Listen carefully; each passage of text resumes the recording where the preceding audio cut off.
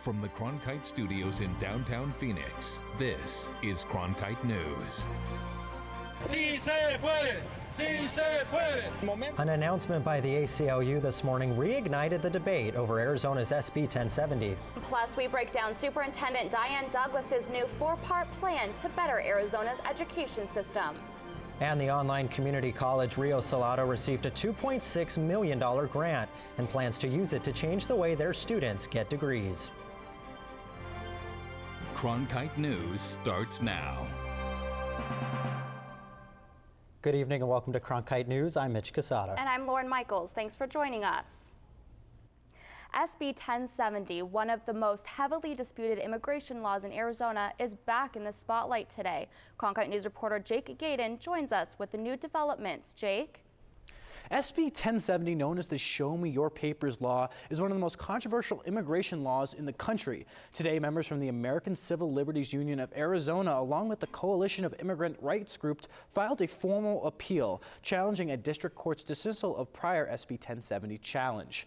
The specific provision under scrutiny here allows police to determine the immigration status of someone arrested or detained when there is reasonable suspicion they are not in the U.S. legally. The law went into effect in 2010 and was appealed all the way to the U.S. Supreme Court. The High Court struck down most of SB 1070, but actually upheld this legal status check provision. Plaintiffs say that they are not giving up. All communities, Asian, Latino, African Americans, must unite to bring down the hateful law. Once and for all, this appeal is another step for people across the strait to show that we will not stand for intolerance and hate.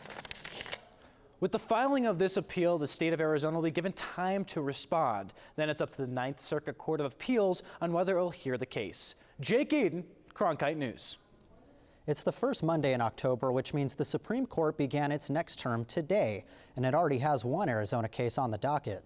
Cronkite News reporter Elizabeth Blackburn has the details from our Washington bureau. The High Court this summer upheld how Arizona draws its electoral districts, but now it's going to consider whether the way those districts were drawn was constitutional. The case Harris versus Arizona Independent Redistricting Commission focuses on legislative district lines that were drawn in 2012. Wesley Harris and 9 other voters sued, saying the commission overpopulated Republican districts and underpopulated Democratic districts to give Democrats an edge. That violates the one-person, one-vote rule of the Constitution, they say. The commission has said that the suit involves minor population deviations that are allowed under the law. And a lower court agreed, ruling last year that any difference in population met federal voting rights law. The court, which began its term today, has not yet scheduled the Arizona case for a hearing, which means it will not be argued until December at its earliest. Reporting from the Supreme Court, I'm Elizabeth Blackburn, Cronkite News. In Maricopa County, more and more people are headed to court trying to represent themselves. Now a new AmeriCorps program on the way hopes to provide better access to court services. Reporter Wafa Shahid found out why this program is also valuable to Valley undergrads. The program seeks undergraduate students around Maricopa County to help those who are representing themselves in court. Access to justice is a huge issue right now. That's why Maricopa County Superior Court Judge Janet Barton says this program is critically needed. 171,000 people came into the court's self-service center last fiscal year, planning to represent themselves instead of paying for an attorney. For example, in family cases, what they need to file is a petition for dissolution. And not too many people are going to come into our self-help center and say, I want to dissolve my marriage. They come in and say, I want a divorce. Only 7 employees currently staff the self-service center, so recruiters like Sean Hott hope that students will be able to help people understand the legal terminology and process. I'm, as an ASU alumnus, super excited to work with my Sun Devils. I know the caliber of student that comes out of the College of Public Services, so very excited. It's more than providing access to justice. It's also about comforting the afflicted. When the people walk through the door, it's not like they're here to get a form to distribute lottery winnings. They're here because their lives, their families, their homes are in chaos. And they come to the door very, very delicate. We need students that are compassionate and energetic and willing to do hard things. The program plans to accept 38 students, and Judge Barton knows the impact those students will have. More and more of our litigants are coming into court and cannot afford an attorney. I'd say between 85 and 90% of our family court cases have at least one side that's self-represented. There is an application process for the program, requiring a resume, background check, and full interview process. Those students selected will get a stipend and education award. The AmeriCorps program is expected to start in January. In the Broadcast Center, Wafa Shahid, Cronkite News. As Arizonans try to make sense of 4 different funding plans for education, we're learning more about Superintendent of Public Instruction Diane Douglas's plan. Cronkite News education reporter Angie Schuster breaks it down and takes a look at what questions the public has when it comes to how we're teaching our students. This latest plan from Diane Douglas is 165 pages, so large she handed the plan to reporters on these flash drive bracelets. And notably, although Douglas does have the authority to implement her ideas, her plan would require the support of the Arizona State Board of Education, which could prove tricky.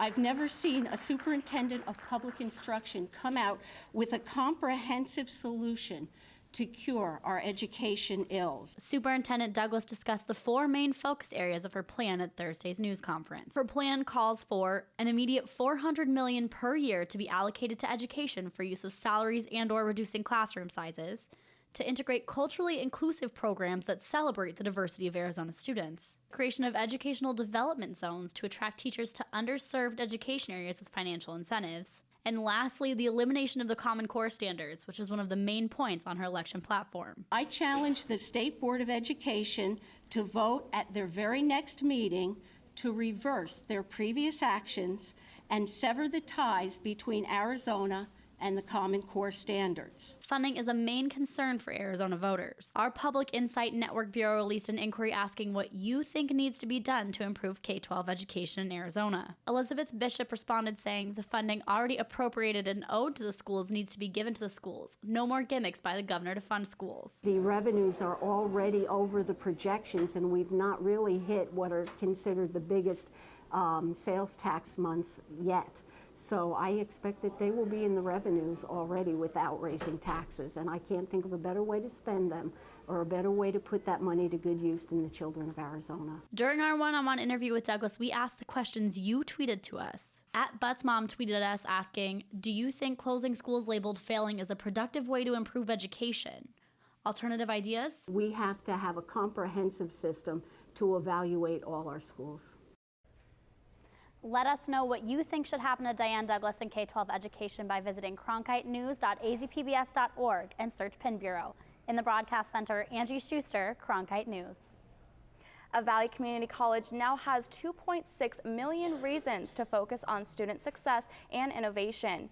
Rio Salado College is one of 17 schools across the country awarded a U.S. Department of Education grant. Cronkite News reporter Kendall Bartley learned what they plan to do with the money. Rio Salado College is an online community college that offers associate degrees in several fields. Now with this grant, the school is planning to create a clear path for those students wanting an associate's degree and possibly planning to transfer that to that traditional university. Right now, the curriculum at Rio Salado College is flexible depending on the student's needs, but the college wants to give those enrolled the tools to succeed. Rio Salado plans to use this grant to provide incoming students with an educational model and a path to success. So instead of a cafeteria approach where a student walks in and they can just take any course that they desire, we're going to create a course sequencing for these students, and it's really based on high success rates and specific courses. So their first 13 courses will be somewhat already predetermined for them. In addition, each student in the program will also be enrolled in a success seminar. That seminar will provide them with a coach that will be there for them during their time at Rio Salado. The overall goal, I think, for any grant opportunity is really persistence, retention, degree completion. We know that students, when they enter and they don't really have that high contact with either an individual or the system, most likely they will drop out or they won't persist. Because Rio Salado is completely online, it can be more challenging for some students. Well, for me personally, it was a little jarring in the beginning, but once I started getting into the momentum of the programs, it was easy. You know, you got to be open, you got to be flexible. This new program is focused on incoming students that are unfamiliar with the college experience, who need that extra guidance and confidence to pursue in their degree. But we're hoping just by building their confidence, really creating them to have this really strong, motivational experience with us, then that grit and that self-efficacy will continue on as they seek and finish their degree. Now, this grant will pay for the development of those 13 startup courses along with the student success coaches. Now, this program does require that the incoming students are Pell Grant eligible and commit to seek a degree with Rio Salado College. In the Media Center, Kendall Bartley, Cronkite News. For many Native communities in Mexico, change is a necessity, helping them to get work. Coming up on Cronkite News, some are concerned Native communities will lose their oral history and culture. Tap into the art scene from coast to coast. Join the Artbeat Nation, a weekly series where you'll experience a rich cultural tapestry of art stories from across America. Meet artists, writers, composers, and performers setting the pulse of the arts in America now. Join us for a brand new episode of Artbeat Nation, Sunday at 5 on 8HD.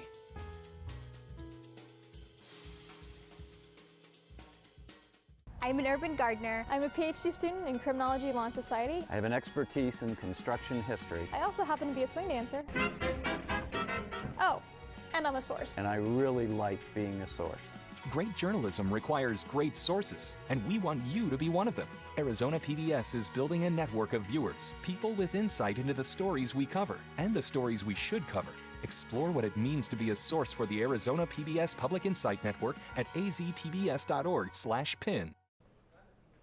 3,000 languages now spoken worldwide are at risk of disappearing by the end of this century. That's according to UNESCO. And Indigenous languages are the most endangered. Cronkite News reporter Yahaira Hawkes traveled to a small town in Cuauhtémoc, Mexico, where one people's language could become extinct. Tarahumara Indians have made Mexico's Sierra Madre region their home for centuries. Modern-day Tarahumara leave their mountain dwellings during harvest season to earn a living. These workers are catching a 6 a.m. bus that will take them to apple orchards. During this time, the Tarahumara come from La Sierra, which are the mountains that surround us, to work in the towns and pick fruit. They've realized that they need to learn Spanish because the people that they work for don't know their native language. A rare case is my grandfather, who learned the indigenous language as a kid and still uses it today. Knowing the language helped me because before a lot of them didn't speak Spanish, so I interpreted for them too. There are about 85 indigenous languages spoken in Mexico, and many are in danger of extinction. It's a lot harder for them to go on with their day-to-day lives just speaking that indigenous language, so they adapt similarly to immigrants here and acculturate to the Spanish language. The Mexican government passed a linguistic rights for indigenous people law in 2003, including the right to have legal documents translated to their native tongue. Critics say the law is not always enforced, and protecting native languages is about more than preserving the past. Language is very powerful in terms of their own identity and future, right? And their future identity, not just like, this is who my parents were, it's also, this is who I am. My grandfather is now the only one in this small town of 1,600 who is fluent in the Tarahumara language, serving as a bridge between Spanish speakers and native people. Those who spoke the language left. Now, it's just me. He remains a lone voice for the Tarahumara Indians who still need translation in a region where younger generations risk losing their native language. In Chihuahua, Mexico, Yahaira Hawkes, Cronkite News. Spanish is not the official language of Mexico. The 1917 Mexican Constitution lists Spanish as one of the many national languages. It is the dominant language, but in recent years, Mexico has done more to preserve native tongues. Arizona has the highest rate in the nation for Native Americans who are overweight or obese. That's according to a new report from the Trust for America's Health. The report showed that 81% of Native Americans and Alaska Natives in Arizona were obese or overweight. By comparison, the rate for the overall population of Arizona was 64%. Advocates said they were not surprised by the numbers, pointing to an unavailability of fresh and healthy food and a lack of access to health care services for many Native Americans in the state. For a full multimedia report on this topic, go to cronkitenews.azpbs.org. A new report gives insight to sexual assault on college campuses. Coming up next on Cronkite News, we speak to experts who hope that this study starts new conversations about assault. The easiest and best way to support Arizona PBS is by becoming a sustaining member. Your monthly contribution of $5 or more comes directly from your bank account or credit card, so you know your membership is always current. It also means no more renewal notices in your mailbox. So more of your dollars go to the programs you love. It's convenient for you, greener for us, and better for the planet. Become a sustaining member today.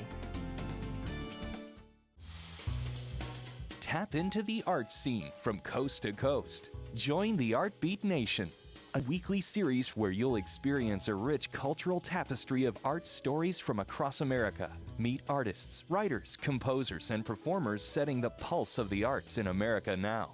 Join us for a brand new episode of Artbeat Nation. Sunday at 5 on 8HD.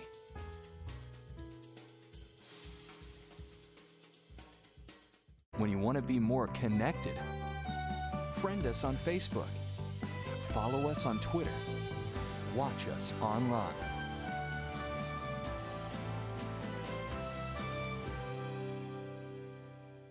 Become a news source for the Arizona PBS Public Insight Network. Your ideas and insights can help us create relevant and distinctive reporting. Join now at azpbs.org/pin. Throughout its history, Arizona PBS and volunteers have enjoyed a rich and rewarding partnership. Whether answering phones during our pledge campaigns, stuffing envelopes, or assisting with special events, volunteering at 8 is fun and provides excellent work experience, team building for a group, and a sense of community involvement and importance. If you would like to volunteer at 8, or if you have dropped off our mailing list, we encourage you to call the number on your screen or go online at azpbs.org/volunteer. Thank you. Sexual assault crimes remain a heavy topic of discussion at college campuses around the country. Cronkite News reporter Ivan Rodriguez spoke with a professional to better understand the psychological effects of sexual assault. The lasting impact of sexual assaults on victims is more than just physical. I spoke with a sex abuse survivor as well as a psychologist to learn more about the lasting effects and what can be done to help change the culture surrounding these crimes. I came back from a party one night and I had asked someone for a ride home, and when I invited them to stay, they took it as an invitation to take advantage of me. This sexual assault victim asked us not to use her name. She's one of many who feel they may have brought on the attack and was reluctant to tell police. I didn't report it right away. I waited probably 6 months before I even did anything. I was kind of scared to report it. I don't know why. I felt like I didn't want to ruin somebody else's life, and it kind of took me realizing that he had ruined mine to actually be okay with going through with reporting it. In a study that was released September 21st by the Association of American Universities, 27 institutions of higher education cooperated to collect data on sexual assault and sexual misconduct. It was found that 23% of women said they experienced some form of unwanted sexual contact that ranged from kissing to touching to rape. Neil Malamuth is a psychology professor at UCLA. He says there can be many reasons why someone may not report a crime of this sort. Victims can be concerned that there may not be enough evidence or that they will not be believed, or may even try to pretend it didn't happen. There can be very serious long-term psychological effects that are similar to other kinds of trauma, where a person may initially have certain denial and they may not fully experience the gravity. Those who have survived the assaults have advice for others who find themselves in the same situation. I'd probably tell other girls to report it as soon as possible, as awful as it is. And it takes a second for it to click what happened. At least it did in my case. So as soon as you kind of realize that or question it, you should probably be going to the police or to a doctor or a counselor. It needs to be reported and you need to be taking care of yourself after that. Last year, President Obama announced a campaign called It's On Us. It calls on people to take a pledge to get consent before sex. All 3 Arizona State universities take part in the campaign. In the broadcast center, Ivan Rodriguez, Cronkite News.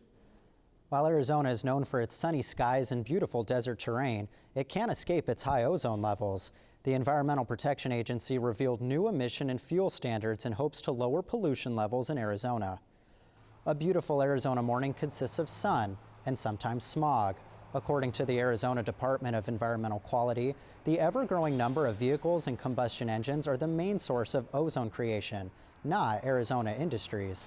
That's why they are implementing stricter ozone regulations, called the Tier 3 Vehicle Emission and Fuel Standards Program. But ADEQ continued to say that Arizona's geographical location also plays a role in ozone formation. The sun is a contributor to ozone growth, and California has been battling ozone levels for years.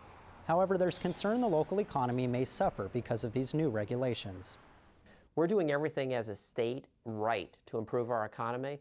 The problem is that on the federal side, the actions by the federal government and specifically the EPA are making it more difficult for our economy to reach full speed. Protecting public health is good for the economy and in fact is essential to our economy. You cannot have a sustainable economy if you're making people sick with the way you do things. The ADEQ announced 9 out of 10 monitored counties reported above regulation levels. Navajo County is the only county in compliance with the new standard. Arizona's largest performing arts organization has faced some challenges in recent years.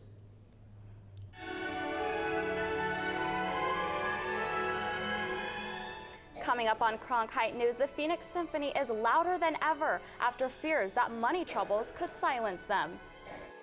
Hi, I'm Paula Kirker, president of PBS, and I'd like to personally thank you if you've made a contribution to 8 Arizona PBS. You know, when you fund your favorite shows on this station, you're ensuring great television continues to be available for yourself, your family, and everyone in your community. One of the easiest ways to do that is by making a monthly contribution on an ongoing basis, what we call sustaining membership. When you call, tell us how much you'd like to donate each month. Our current sustainers tell us that $10, $15, or $20 a month is best for them, but you decide what works for you. After you've made that call, we will deduct that amount each month from your credit card or your bank account, and we will continue until you tell us otherwise. Your membership will always remain current, and renewal notices will become a thing of the past. Best of all, your ongoing support means that the best television on television will continue to come your way every single day of the year. So please, consider a sustaining contribution today. Thank you for your support of this PBS station. Tap into the art scene from coast to coast. Join the Artbeat Nation, a weekly series where you'll experience a rich cultural tapestry of art stories from across America. Meet artists, writers, composers, and performers setting the pulse of the arts in America now. Join us for a brand new episode of Artbeat Nation. Sunday at 5 on 8HD.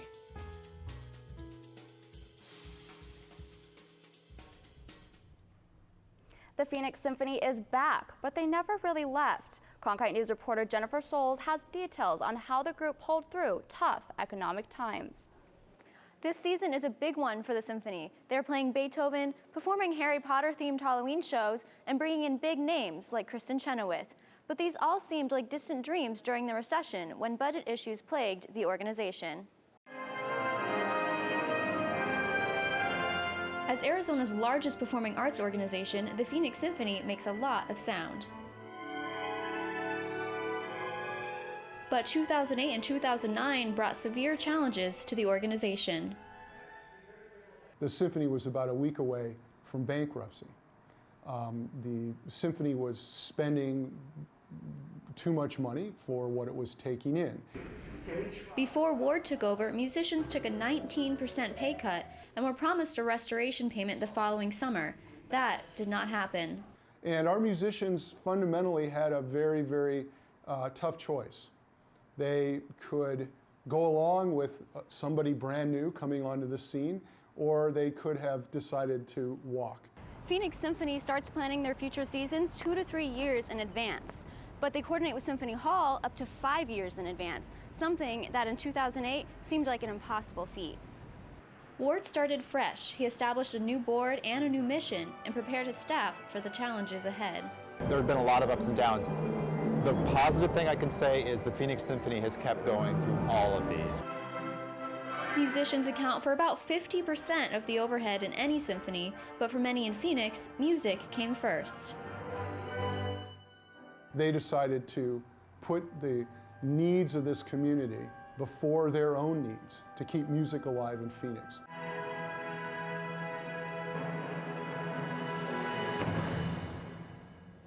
In the 4 years since the turnaround process began in late 2010, overall revenue has increased by 74%, and attendance is up 25%. Seasons are planned so far in advance because they have to share hall space with both opera and ballet productions. In the Broadcast Center, Jennifer Souls, Cronkite News. Cronkite News is proud to be the news division of Arizona PBS. Here's what's next on Arizona Horizon and PBS NewsHour. Coming up after Cronkite News, it's Arizona Horizon. Former NATO Ambassador Kurt Volker makes his monthly appearance to discuss the latest in foreign affairs. And we'll hear about an arts district that was designated a great place in Phoenix by the American Planning Association. I'm Judy Woodruff. On the next NewsHour, the Supreme Court begins a new term. That's Monday on the PBS NewsHour.